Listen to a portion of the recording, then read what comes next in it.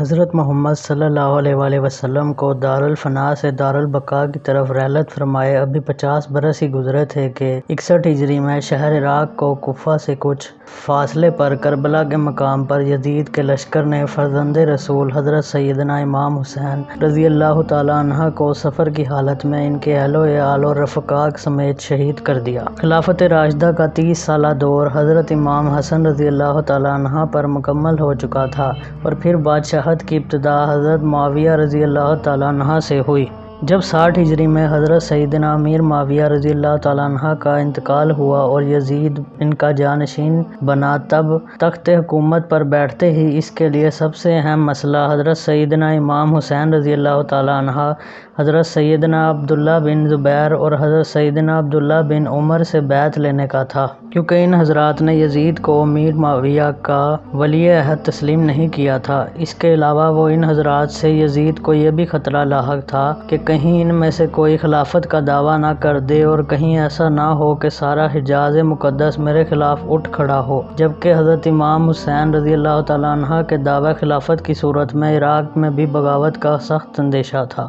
ان وجوہات کی بنا پر یزید کے پیش نظر سب سے بڑا مسئلہ اپنی حکومت کی بقا اور اسے تحفظ دینا تھا، لہذا اس نے ان حضرات مقدسہ سے بیعت لینا ضروری سمجھا۔ چنانچہ اس نے مدینہ منورہ کے گورنر ولید بن عقبہ کو حضرت سیدنا امیر معاویہ کی وفات کی خبر دی اور ساتھ ہی ان حضرات مقدسہ سے بیعت لینے کے لیے سخت تاکید کی۔ ولید نے حضرت سیدنا امام حسین رضی اللہ تعالیٰ عنہ کو حضرت سیدنا امیر معاویہ کی وفات کی خبر دی اور یزید کی بیعت کے لیے کہا۔ آپ رضی اللہ تعالیٰ عنہ نے تعزیت کے بعد فرمایا کہ میرے جیسا آدمی اس طرح چھپ کر بیعت نہیں کر سکتا، نہ میرے لیے اس طرح چھپ کر بیعت کرنا مناسب ہے۔ اگر آپ باہر نکل کر عام لوگوں کو اور ان کے ساتھ ہمیں بھی دعوت دیں تو یہ مناسب ہوگا۔ یزید کی بیعت حضرت سیدنا امام حسین رضی اللہ تعالیٰ عنہ کو قلبی طور پر سخت ناپسند تھی، کیونکہ وہ نااہل تھا اور اس کا تقرر بھی خلفائے راشدین کے اسلامی طریقہ انتخاب کے بالکل خلاف ہوا تھا۔ اس لیے آپ احتجاجاً اس کے خلاف تھے اور دوسری طرف حالات اجازت نہیں دے رہے تھے کہ آپ علی الاعلان اس کے خلاف آواز بلند کریں، لہٰذا آپ رضی اللہ تعالیٰ عنہ نے اپنے اہل و عیال اور عزیز و اقارب کو ساتھ لے کر مدینہ منورہ سے مکہ مکرمہ کی طرف ہجرت فرما لی۔ آپ رضی اللہ تعالیٰ عنہ کے مکہ مکرمہ پہنچنے کی خبر سن کر لوگ جوک در جوک آپ کی خدمت میں حاضر ہو کر زیارت کا شرف حاصل کرنے لگے۔ جب اہل کوفہ کو حضرت سیدنا امیر معاویہ رضی اللہ تعالیٰ عنہ کے انتقال کی خبر ملی اور انہیں اس بات کا علم ہوا کہ حضرت سیدنا امام حسین رضی اللہ تعالیٰ عنہ نے یزید کی بیعت کرنے سے انکار کر دیا ہے، تو انہوں نے حضرت سیدنا امام حسین رضی اللہ تعالیٰ عنہ کے نام ہزاروں کی تعداد میں خط لکھے اور آپ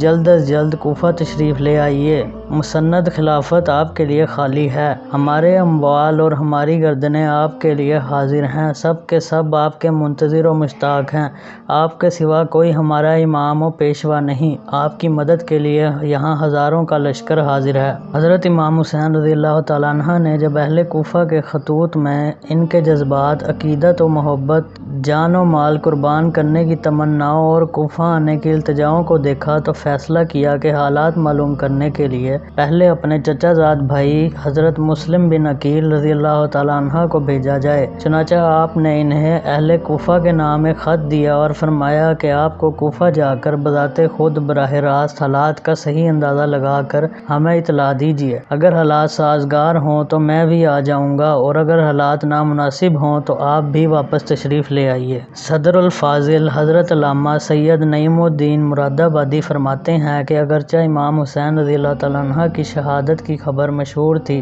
اور کوفیوں کی بے وفائی کا بھی پہلے تجربہ ہو چکا تھا، مگر جب یزید بادشاہ بن گیا تو اس کی حکومت و سلطنت دین اسلام کے لیے خطرہ تھی اور اسی سبب سے اس کی بیعت ناروا تھی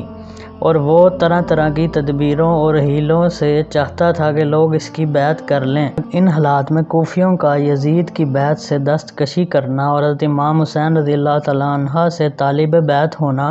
امام پر لازم کرتا تھا کہ ان کی درخواست قبول فرمائیں۔ جب ایک قوم ظالم اور فاسق کی بیعت پر راضی نہ ہو اور صاحب استحقاق اہل سے درخواست بیعت کرے، اس پر اگر وہ ان کی استدعا قبول نہ کرے تو اس کے یہ معنی ہوتے ہیں کہ وہ اس قوم کو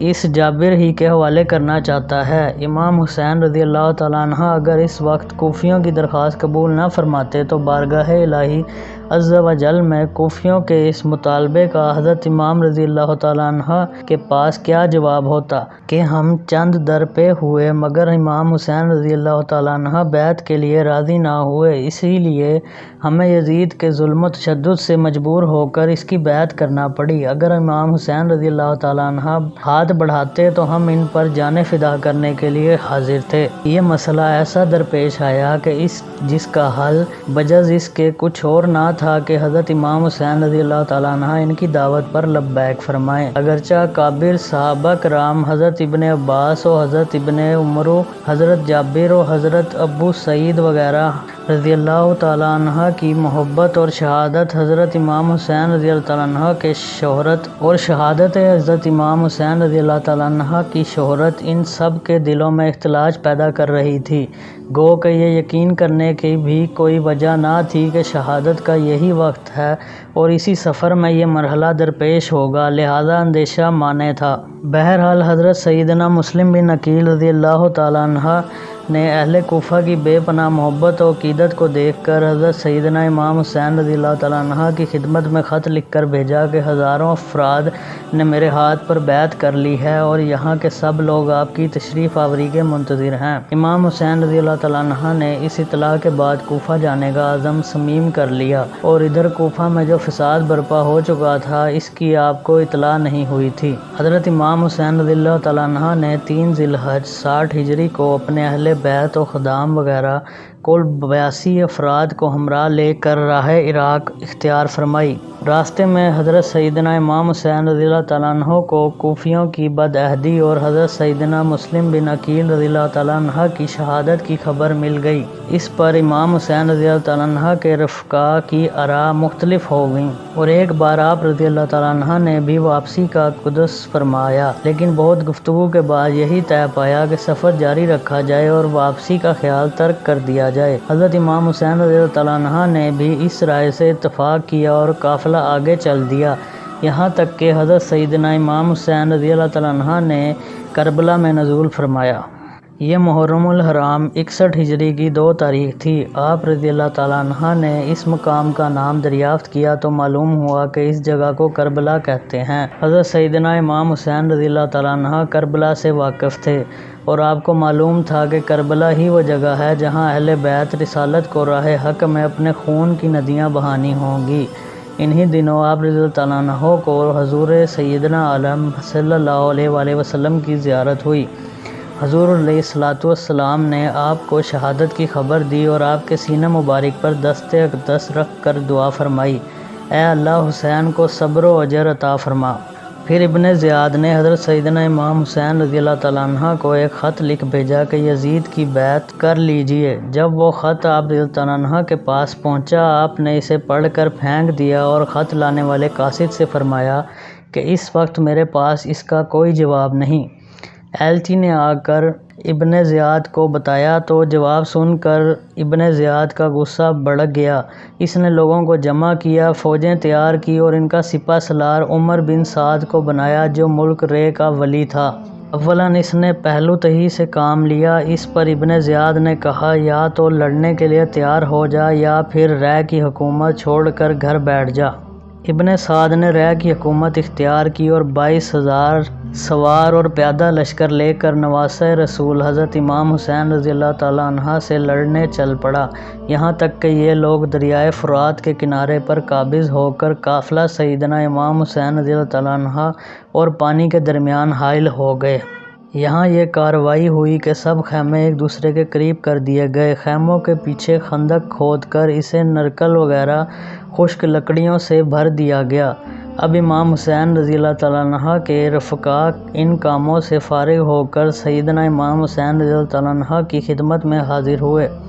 اور سیدنا امام حسین رضی اللہ تعالیٰ عنہ اپنے اہل اور ساتھیوں سے فرما رہے ہیں کہ صبح دشمن سے ہمارا مقابلہ ہے۔ میں نے بخوشی تمام تم سب کو اجازت دی، ابھی رات باقی ہے، جہاں جگہ پاؤ چلے جاؤ اور ایک ایک شخص میرے اہل بیت میں سے ایک ایک کو ساتھ لے جاؤ۔ اللہ عز و جل تم کو جزائے خیر دے۔ دیہات و بلاد میں متفرق ہو جاؤ یہاں تک کہ اللہ تعالیٰ بلا ٹالے۔ دشمن جب مجھے پائیں گے تمہارا پیچھا نہیں کریں گے۔ یہ سن کر امام کے بھائیوں، صاحبزادوں، بھتیجوں اور عبداللہ بن جعفر کے بیٹوں نے عرض کی کہ ایسا ہم کس لیے کریں؟ اس لیے کہ آپ رضی اللہ تعالیٰ عنہ کے بعد زندہ رہیں۔ اللہ عز و جل ہمیں وہ منحوس دن نہ دکھائے کہ آپ نہ ہوں اور ہم زندہ رہیں۔ یہاں تک کہ ابن سعد نے اپنے لشکر کے ساتھ امام حسین رضی اللہ تعالیٰ عنہ اور آپ کے رفقاء پر حملہ کر دیا۔ آپ کے رفقاء و احباب و برادران اور شہزادگان ایک ایک کر کے شہید ہوتے چلے گئے۔ تقریباً 50 سے زائد افراد شہید ہو گئے اور بالآخر حضرت امام حسین رضی اللہ تعالیٰ عنہ کو بھی بڑی بے دردی کے ساتھ شہید کر دیا گیا۔ یزید بن معاویہ ابو خالد اموی وہ بدبخت شخص ہے جس کی پیشانی پر اہل بیت کرام علیہم الرضوان کے بے گناہ قتل کا سیاہ داغ ہے۔ یہی وہ شخص ہے جس پر ہر زمانے میں پوری دنیا اسلام ملامت کرتی رہی ہے اور قیامت تک اس کا نام حقارت سے لیا جائے گا۔ محرمات سے نکاح اور سود وغیرہ ممنوعات کو بھی اس بے دین نے اعلانیہ رواج دیا۔ مدینہ طیبہ اور مکہ مکرمہ کی بے حرمتی بھی کرائی۔